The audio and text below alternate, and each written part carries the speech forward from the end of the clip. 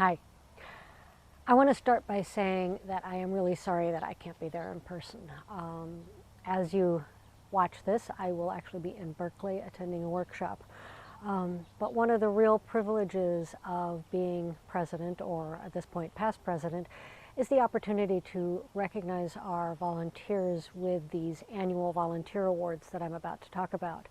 But before I do, I just want to say a few things about our chapter in general, from the perspective of our membership, our volunteers, and the broader community that we're a part of. It is true that ASTD San Diego is a volunteer-run organization, with the exception of Shannon Houlihan's help on a part-time basis. I think many of you probably know Shannon. We are completely volunteer-run, and we appreciate the continuity that Shannon provides immensely, as well, obviously, as the work that she does for us. But without the volunteers, we would not be able to have events like this, or the workshops that we have, or the mentor-protege program, or our evening networking events, or all the various things that we do as a community. And we also wouldn't be able to have all of those events without our members and our non-members. So I really want to appreciate all of you who may fall into those categories as well, because obviously if nobody comes to our events, we wouldn't be able to have them. And we also know that you who are part of our community, you are also part of your own communities, and you talk about what ASTD San Diego does in those communities. You bring people to our events, and you are representatives of the learning and development profession. And so from that perspective, I really want to appreciate all of you in this community that we call the learning and development community here in San Diego, and in the United States for that matter. So thank you. And now then on to the awards for the Volunteers of the Year. As you know, we have monthly volunteer awards, which are selected by the board, often with a certain amount of debate because there are so many candidates. But in this case, we also have volunteers who have just really stepped up over the course of the year, who we recognize again on the annual basis. And it has been a difficult task here as well. So we actually, for 2 out of our 4 volunteer categories, or volunteer award titles, if you will, we actually have 2 winners. And I am not picking which one I talk about first out of any sense of there being more helpful than the other. It's just somebody has to be named first, and so that's where we're going with it. I do want to say, since obviously I'm not there in person, please hold your applause until the end, at which point I will give you the opportunity to cheer and clap and express your wild appreciation and enthusiasm for the people that I'm about to talk about. So we will begin with the beginners, namely our Rookies of the Year.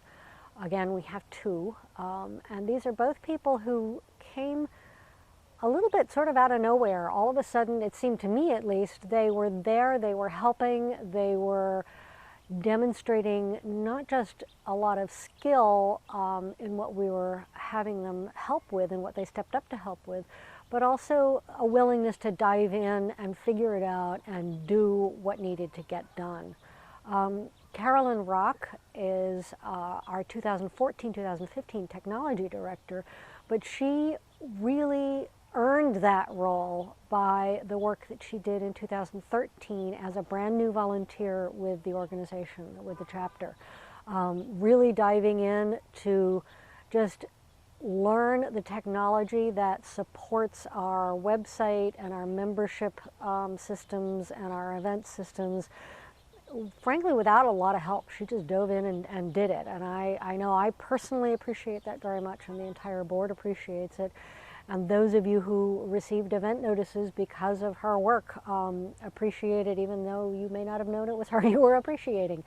So Carolyn Rock is our first, not in any particular order of preference, Rookie of the Year award winner.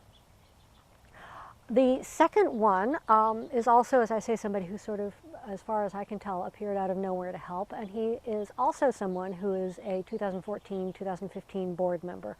Brian Lubick worked really hard and really well on the Peak Award Committee. He was the committee chair, and he led that team to the usual amazing work that that team does to recruit the companies who have really outstanding programs that deserve awards, and then to determine which one deserves to win the award. And I know it's a lot of work, and he put in a tremendous amount of work on it and led that team extremely effectively. Brian is somebody who has a great deal of enthusiasm and a great deal of practicality, and to have that combination in one person, and to have him willing to step up and be a part of our chapter and to join the board, as I said, now in 2014 as the marketing director, we're very, very happy for that. And so Brian is our second Rookie of the Year award winner. We also then have two Volunteer of the Year award winners, and they are both people who have been part of the chapter for a very long time. They have just been there. They have been reliable. They have done what needed to be done. The sort of people who, you know, if you ask them to do something, they'll tell you if they can do it, they'll be honest about it, and if they say yes, it will be done without any question. And cheerfully, which is really nice as well. And so the first one, again, no particular order of preference, is Amy Ozbek. And Amy, I think many of you probably know Amy because she's so often on the registration table at events such as this. She has just helped out with our events, on the events committee for a number of years now, and has just really been unfailingly reliable and helpful, above and beyond the call of duty in many ways. We have been begging her practically on our knees to come join the board. She's not in a position at this point because of professional and educational opportunities. She's working on her master's degree, as well as a full-time job, and so I totally understand that, but I think we're all hoping that someday she will have the time to dedicate to being on the board as well. So Amy is one of our Volunteer of the Year award winners. The other one is somebody who, honestly, I cannot remember. I think she's been involved with the chapter for longer than I have, because I can't remember a time when she wasn't around. She was the Mentor Protege Committee chair this year, and she has been involved, I'm pretty sure she's been involved in the Peak Committee in the past, she's been involved with the Mentor Protege Committee in the past, she's been involved in many, many ways with the chapter over the years. And Mel is just another one of those that is unfailingly cheerful and helpful and reliable. Another one whom we continually beg to consider a board position, and so far has held out against us. But that's okay. I mean, not every volunteer needs to step up into the board, because obviously we need good, solid, strong, reliable people to be committee chairs, and that's exactly the role that Melanie has played in 2013. And so she is our second, again, no favoritism implied, Volunteer of the Year winner. The last one that I'm going to speak about, we do have one other, but the last one that I'm going to speak about here today is a more personal choice in many ways. Certainly personal choice for me as the president, past president now, because it is the president's choice. And this is the person, there are so many people that the president relies on. Obviously the board, but ultimately the president relies on every volunteer to help make the chapter run.